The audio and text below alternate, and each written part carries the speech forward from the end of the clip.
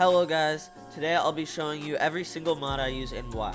This is a list of like 20 mods I have. I haven't counted, but it's a lot of mods. I'm not going to include all my mods just because some of them are pretty boring, like the performance mods. I still have some performance mods, but these are still really good mods that I think everyone could use. Let's get right in. So we have 3D skin layers. 3D skin layers is really simple. It just makes the skin model have 3D layers. So if I zoom in here, you can kind of see it's 3D and it just looks good. Then there's Appleskin. Appleskin, it shows you your saturation. It shows your saturation down here with the yellow outline. Then there is Axiom. Axiom is a creative it's a creative mod that you can use to build pretty much anything. It is basically world edit but better. So as you can see, I have this slot on my left. I built that using Axiom.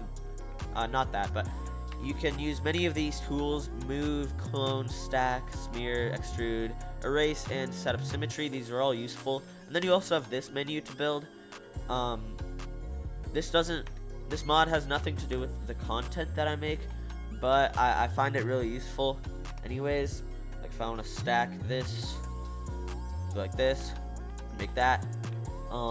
It has tons of possibilities. It's still being updated. And then there's Better F3. It shows you all the different F3 things. You can turn some of these off. So if I go into the thing for this, Better F3, you can customize it and decide what to show and what not. And it's really customizable and useful. It also separates it into different colors, so it's easier to look at. That's why I have it. I don't actually remove any of the data that's shown, but many people like to remove the data because it's just a lot on the screen at once. Now we have Bobby. It saves chunks like on servers. So if I get my Elytra out here, this server does not have 32 render distance, but because I set my so if I set my render distance to 32, then you can see a lot more. Even though the server isn't on 32 render distance, Bobby saves chunks so that you can still see them, and it just looks really cool. The chunks aren't actually being loaded or updated or anything like that, but when you see this, it just makes it look a lot cooler. So then there's entity culling. This is a performance mod, and I said I wouldn't include any performance mods, but this one is just so good. It does a lot of really good stuff. It works really well, and with the description here, it uses async path tracing to hide tiles and entities that are not visible. So if you look away from something, then you will not be able to see it, and it will not load and take up as many resources. And then there's falling leaves. This is a really small mod for quality of life. If I go into like a random world here,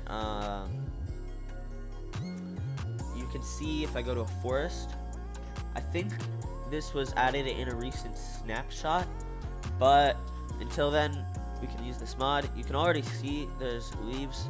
Yeah, that's all it does. And then there's fast quit. Now I can demonstrate here. When I log out, I instantly get to the home screen and it saves in the background. Yeah, right here it says it's saved, so you don't have to wait for the loading screen. And then there's FerriteCore. FerriteCore is a performance mod kind of that patches memory leaks and saves you RAM in case you don't have enough. And then there's Gamma Utils. What this does is it's just full bright, so if you're in like a cave or something, you can see. I have a shader pack that removes the lighting engine entirely, so you won't be able to notice it, but it's just full bright. Yeah. And then there's Flashback. Flashback is the newer version of replay mod, basically. So if I go into this world, let's say I build up like this and then log out, you can see right here it saved a replay of that. It's only 5 seconds long, but it's by the same creators of Axiom.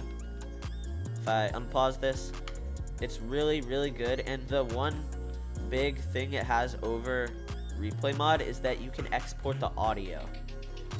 Replay mod cannot do that. So this is why I like Flashback, and it's also just easier to use. It doesn't lag at all. It's really customizable. You can add chat, you can render blocks or not, render entities, render the players, particles, sky, name tags, and I just really like it for cinematic reasons, and also looking back at stuff to see what happened. Then we have Indium. Indium is a performance mod, but once again, it is really, really good. And yeah, it's an add-on to Sodium, and it just improves your FPS and performance by a lot. And then we have Inventory HUD Plus. This is a PvP mod that shows you your inventory, your armor, your pot timers. So if you look on my screen, you can see I have my inventory down here, and if I drop a few items, some stuff goes away, and it's really useful for seeing how many items you have. Yeah, and then there's the potion timers, which I have here. So if I pot up, you can see my pots right here and how much time is left. You can also see the duration, or the type, the level of it that it is, and it's really customizable. You can move everything around. If I wanted my armor up here, I could have it, but I think it really looks ugly there, so I'm gonna keep it down here. And you can also disable stuff, enable stuff. And then we have Iris. This is what I use for shaders. So if right now I have this one that removes the lighting engine, but if I want BSL, I can use BSL, and it makes it look really, really cool.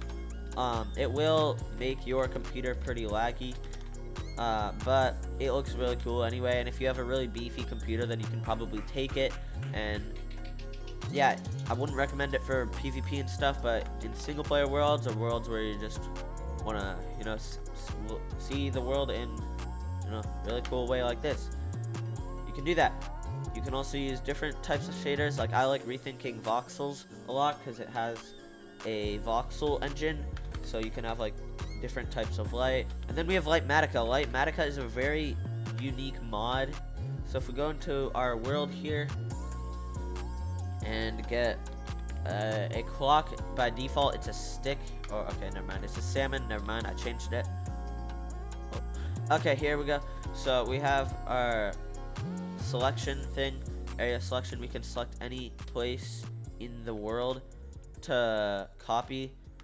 So if I wanted to copy this area block for block, and even entity for entity, you could, and you can paste it into different worlds. Or if you're on a survival world, you can save it as a blueprint to build, and it's really useful for like farms or like houses that you don't remember how to build. And then there's Lithium. This is another performance mod, but it's really good. You can just read this. Lithium is a free and open source optimization mod for Minecraft, which makes a wide range of performance mod improvements to the game. So it's just, a performance mod. It does a lot to the game, improves your FPS and stuff. This is how I have 32 render distance. I am lagging a bit, but I should turn it down. Then there's mod menu. Mod menu is this menu I've been using to show all the mods I have. It's really cool. You can also see it on the home screen. You can use it to check if your mod is working or not. There's lots of configs. Just these random mods that I have that I'm not including in the tutorial. But like inventory HUD, you can open the config from here. It is a little buggy, but it does work, and it's really, really useful, and I really like it. Then there's motion blur. Motion blur adds motion blur. It's really self-explanatory. So right now I have it at 30%. You can set it to whatever you want. This is 0. Yeah, and 100 it looks really bad, but yeah, I don't recommend using it, obviously. But 50%, 20% looks fine. I use 30%. If I go like this, you can probably see it, but I've gotten used to it. And then we have Nvidium. Nvidium is a really cool performance mod that takes advantage of a feature in Nvidia graphics cards so that you can get way better performance. And it only works on Nvidia graphics cards, but if you don't have it, then it auto disables. Also, right now it does not have shader support, so it automatically disables itself whenever you enable shaders, so beware of that. And then there is remove loading screen. If I hop on Stray here, you know there's a texture pack, but I don't really have to sit through it for as long because it removes the loading screen, and then I can just hop into Sandbox real quick while the resource pack is loading. It does get a little laggy right there, it froze, but it is still pretty useful. You can still do stuff, place blocks, you know. And then there is shield status. So if I hop into like a Diamond SM, oh no, wrong server. If I hop into a Diamond SMP game, you can see what I mean. Okay, there we go. I disabled it and it turns red. And then this guy disabled my shield too. He's really bad, but you know, yeah. And there it is again. Okay. Yeah, so you see what it does. You can have it green or something while it's not disabled, but I turn that off. It's really customizable, shield status. So you can change the colors and all that stuff. And then there is Shulker Box Tooltip. This is a cool mod that allows you to see what is in a shulker box really easily without actually having to place it down, because usually you have to place it down to see what's inside, but here you can just hover over it to see what's inside, and I really like it. That's all it does. It's really useful though. And then there's smooth scroll. Not a lot of people use this, but it just makes your scrolling really smooth. So if you look at my hotbar, I'm switching to different keybinds and it's really smooth. Yeah, it also works for like any scrolling menu. So it's just smooth. That's all it does. And then there is Sodium. Sodium is the big performance mod that pretty much everyone uses now. If you don't have it, then you really need to install it. It's pretty much the basis for all performance mods. It is the successor of Optifine. Optifine kind of fell off. Sodium works really well, and I really recommend using it. Now we have Stendhal. Stendhal is a mod for books and like emojis and stuff. So you can put emojis in the game. So if I get a book and quill here, you can put custom characters, custom emojis, like if I want to write this, or with bold, or whatever you want, then you can do that. But you can also put, custom emojis. Yeah, and then you can also save it. You can export it to like your desktop, or not, to your hard drive, and save it if you want for some reason. If you want to do that, I don't know why you would, but you can also use them in chat. So if you're talking to your friends, then yeah, you can use those. Then there's TierTagger. TierTagger is a really useful mod for PvPers that allows you to see a player's tier on their name tag. Okay, you can do /TierTagger and then any username. It's me, Ethan. Whoever that is, you can see their tiers. You can see my tiers. Not the best, but okay, for me it's not working, but whatever. Tooltip Fix. This makes it so that whenever there's a tooltip that goes off the screen, well, it just doesn't go off the screen. So in vanilla, like MMORPG servers, there's items that have like really long tooltips, and they go off the screen and you can't read them, but this fixes it so it all stays on the screen, and I really like it. And now we have Totem Party Popper. This allows you to customize the totem pop. The totem pop, like pretty much all of it. You can change the colors, you can change the looks of it, the style, anything you want. I just keep it at pink because I like pink.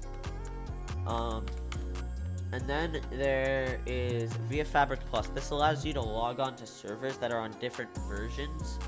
So if there's like a server in 1.17, but I'm in 1.21, then I can log on to that and it changes all the version stuff for you. You can change what version it's set to. You can change it to auto detect or like any other version. And then there is Walksy's complete shield fixes. This fixes a bug with shields that makes it so that it shows the player model holding the shield and using the shield even though they are not. So a lot of players try to use this to trick you into thinking they have their shield, but this fixes it. And then there's Zoomify. This is a zoom mod. You can zoom in, and then if you scroll, you can zoom in and out even more than you already were. So you can zoom really far. Look at that, really far. Then there's Crosshair Indicator, which allows you to see the crosshair of, or your crosshair changes when you're aiming at someone. So if I look at this person, my crosshair gets a little square thing around it. Yeah, that's all it does. That's all I have. Thanks for watching. Thanks for sticking around. And I hope you enjoyed.